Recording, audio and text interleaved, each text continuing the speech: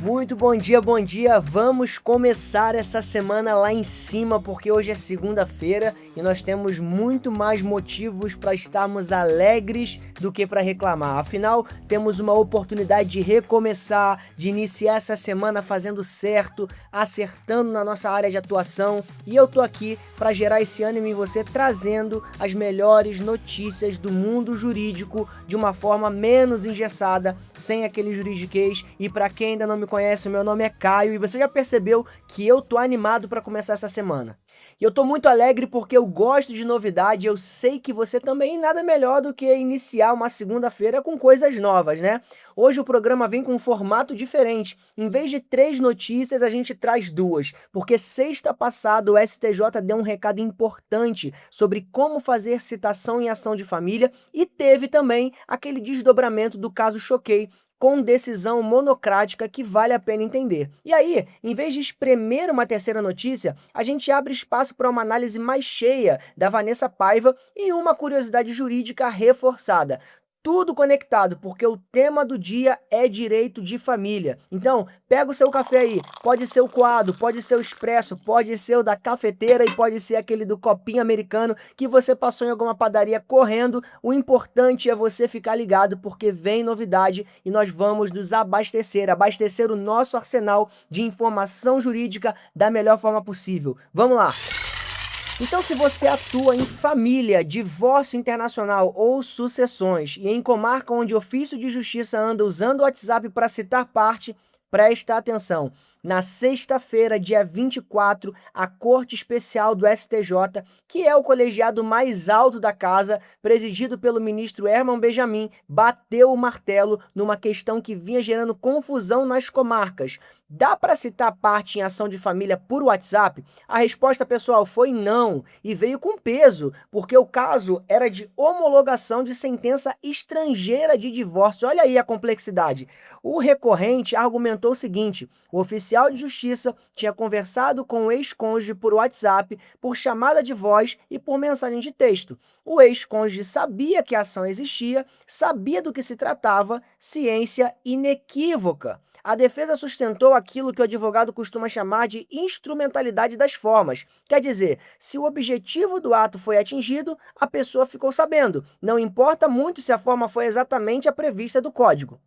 O STJ disse não. Benjamin foi direto. O artigo 247, inciso 1 do Código de Processo Civil é claro. Em ação de Estado, citação tem que ser pessoal. E no voto ficou expresso o seguinte: o WhatsApp, seja chamada de voz, seja mensagem de texto, não substitui o ato citatório regular. E mesmo havendo ciência inequívoca, porque o vício na citação não se convalida pela finalidade. Tá, isso aí é o que aconteceu agora. O que você deveria estar pensando, doutor ou doutora? Primeiro, se você atua em direito de família, especialmente com homologação de sentença estrangeira, vale revisar processos em curso. Se a citação no exterior foi feita por meio eletrônico não convencional, abriu porta de saída para a defesa. Segundo, atenção para o escopo da decisão. Vale para ação de Estado, divórcio, paternidade, alimentos, guarda, não vale para ação patrimonial comum. O STJ, em outros casos, ainda admite o WhatsApp em hipóteses específicas, mas em direito de família, fechou a porta. Terceiro, conversa institucional. Se na sua comarca alguns juízes ainda autorizam citação por WhatsApp em ação de família, agora tem precedente da Corte Especial. Vale incluir nas peças. Atenção para você que é criminalista ou se acompanha investigações ligadas a apostas e lavagem de dinheiro. Esse caso é vitrine de uma armadilha processual. O caso é o seguinte: Rafael Souza Oliveira, dono da página Choquei, foi preso na operação Narcofluxo ou Narcobet, investigação que apura lavagem de 1 bilhão e 600 milhões de reais do PCC, supostamente movimentados via casas de aposta.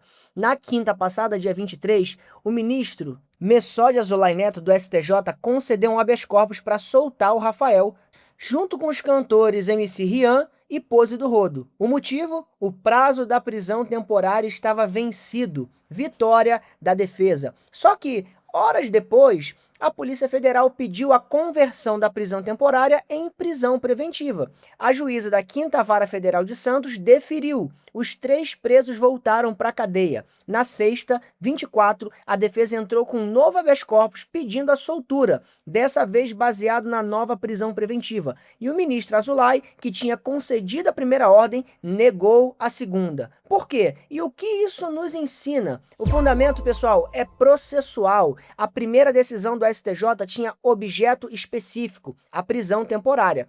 Quando a temporária virou preventiva, o objeto do primeiro habeas corpus se esvaziou. E para atacar a preventiva, antes de chegar no STJ, é preciso passar pelo TRF da 3ª Região. Se você pula a etapa, vira o que se chama de suspensão de instância, e a súmula 691 do STF veda. E aí, para o criminalista de defesa, fica a lição. Habeas corpus contra prisão temporária precisa ser combinado com o pedido de medida cautelar, para que, se a temporária virar preventiva, o efeito útil da decisão não evapore. Outra alternativa é pedir no mesmo habeas corpus de extensão automática ao caso de eventual nova prisão. Sem isso, cliente sai e volta no mesmo dia. Agora vem pra cá pra gente bater um papo. Olha só, gente, tem um tipo de advogado que aparece cada vez mais no debate jurídico. Ele talvez não escreva os artigos mais longos, mas é o primeiro lembrado quando surge um tema importante. O que ele domina é uma coisa simples, consegue interpretar o que está acontecendo agora. Quando sai uma decisão relevante ou uma mudança na legislação, ele já sabe explicar o que aquilo significa. E foi pensando nesse advogado que a Law Letter criou o Law Letter Insight, nossa newsletter semanal. Toda segunda-feira, às 11 da manhã, mandamos as pautas jurídicas quentes da semana, com contexto e estrutura para você transformar em análise. E se você quer começar a semana sabendo exatamente o que vai pautar o debate jurídico, faça a sua inscrição na Law Letter Insight. O link está na descrição do episódio. E agora, senhoras e senhores, a análise do dia. Vanessa Paiva, advogada de direito de família, mestra, palestrante, uma coluna provocadora. O título direto: o genitor alega não ter condições, mas a esposa tem imóveis, carros e empresas. Isso conta na pensão? A tese da Vanessa é provocadora porque mexe com uma intuição que muito advogado de família tem, mas não usa. E eu vou explicar para você. O cenário é clássico: genitor que paga pensão alegando renda baixa, o contra-cheque modesto, declaração de imposto de renda enxuta, mas na via real tem padrão alto, imóvel bom, carro importado, viagem com frequência, e muito desse padrão está registrado em nome da atual esposa. A pergunta é: dá para usar isso no processo? A Vanessa diz que sim, com uma sutileza importante que eu vou destacar. Ela não está dizendo que a esposa tem que pagar a pensão. A esposa não paga a pensão, mas o patrimônio dela compõe o quadro de capacidade contributiva real do genitor. É evidência. O fundamento jurídico é o artigo 1694, parágrafo 1º do Código Civil. A pensão é fixada pelo trinômio: necessidade do filho, possibilidade do pai e proporcionalidade entre os dois.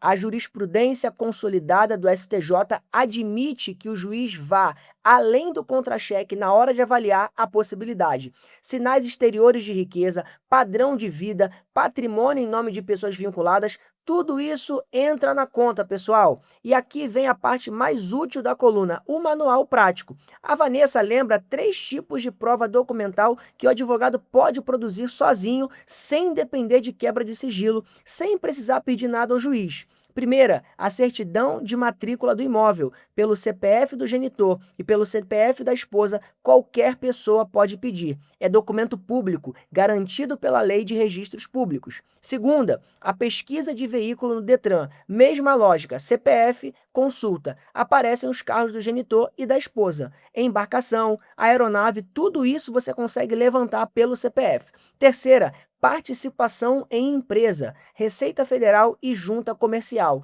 Genitor desempregado que aparece como sócio de 3 empresas, contradição documentada. A Vanessa fecha com um argumento estratégico que vale ouro para a advocacia de família, principalmente para a banca menor que não tem time grande. Vara de família está afogada em processo. Juiz não tem tempo de determinar pesquisa patrimonial complexa. Quem chega com as provas prontas, organizadas, fundamentadas, poupa ao juízo e sai na frente. Alimentos provisórios fixados em valor justo desde o início. Quebra de sigilo, quando pedida, vira consequência natural e não pedido fora de hora. A frase que resume a coluna inteira dela é a seguinte: quem chega com as provas prontas muda o jogo. E a coluna completa você consegue acompanhar no portal.lawletter.com.br. E como de costume, não se esqueça, se você escreve sobre direito, o link para se candidatar ao programa de colunistas Law Letter Insight está na descrição do episódio. E agora, minha família, vamos para aquele quadro que ainda está com cheiro de coisa nova. Curiosidade jurídica, quando o avô paga a pensão para o neto. Para fechar, uma curiosidade que conecta com a análise da Vanessa, também sobre pensão alimentícia, mas com um detalhe que pega muita gente de surpresa. Você sabia que no Brasil, em uma situação específica, avô paga a pensão para o neto? E não é em qualquer caso, preste atenção pessoal, tem regra, e a regra está no artigo 1696 do Código Civil, e diz o seguinte: o direito a alimentos é recíproco entre pais e filhos e extensivo a todos os ascendentes. A obrigação recai nos parentes mais próximos em grau, uns na falta dos outros. Traduzindo, se o pai não tem condição ou simplesmente não consegue prover sozinho, a obrigação alimentar sobe um degrau, vai para o avô. Se o avô paterno também não dá conta, pode escalar para a avó, para o avô materno, a obrigação corre em cadeia familiar. E o STJ tem precedentes consolidados para isso. A terceira turma já confirmou em mais de um caso o seguinte: avô que tem patrimônio pode ser acionado pelo neto mesmo com o pai vivo, desde que comprovado que o pai sozinho não tem condições de prover de forma adequada. Mas tem dois detalhes técnicos importantes. Primeiro, isso não é solidariedade. O avô não paga tudo no lugar do pai. O nome técnico é obrigação subsidiária e complementar. Quer dizer, o avô só completa o que o pai não consegue cobrir. Segundo, a obrigação do avô é proporcional à capacidade dele e não à do pai. Se o avô tem mais patrimônio, paga mais. Se tem menos, paga só o que cabe na possibilidade dele. O critério é o mesmo trinômio que a Vanessa explicou: necessidade, possibilidade e proporcionalidade. Moral da história, ligando com a análise. Quando você for fazer pesquisa patrimonial em ação de alimentos, não esqueça dos avós. A capacidade contributiva da família vai além do CPF do genitor. Passa pela esposa, como a Vanessa tinha citado lá no artigo, e em alguns casos passa pelos avós também. Pessoal, a cada dia que passa, enquanto eu apresento esse podcast para vocês, eu fico ainda mais surpreso com a quantidade de informação relevante que nós temos por aqui. E é por isso que você não pode deixar de acompanhar todas as manhãs, porque quem acompanha o podcast da Law Letter vai para audiência diferente, chega no escritório diferente, marca reuniões e encontra com clientes de uma forma diferente. É extremamente relevante para você acompanhar o que a gente está transmitindo aqui, porque é informação de qualidade. E por hoje, pessoal, é isso. Se você chegou até aqui, deixe teu comentário e comenta se na sua comarca você já viu o juiz autorizar citação por WhatsApp em ação de família. Eu quero saber como que está na prática, na ponta, essa questão. Segue a Law Letter no teu agregador de podcast favorito, ativa o sininho, compartilha nos stories, marcando @law.letter, assina a nossa newsletter gratuita, o link está na descrição, e se você quer escrever para o portal, o link do Law Letter Insight também está por lá. Pessoal, amanhã a gente volta, um forte abraço, não se esqueça, energia lá em cima, seja gentil, trate bem as pessoas e comece essa semana trazendo para o mundo jurídico o melhor que você carrega como um bom profissional. Um forte abraço!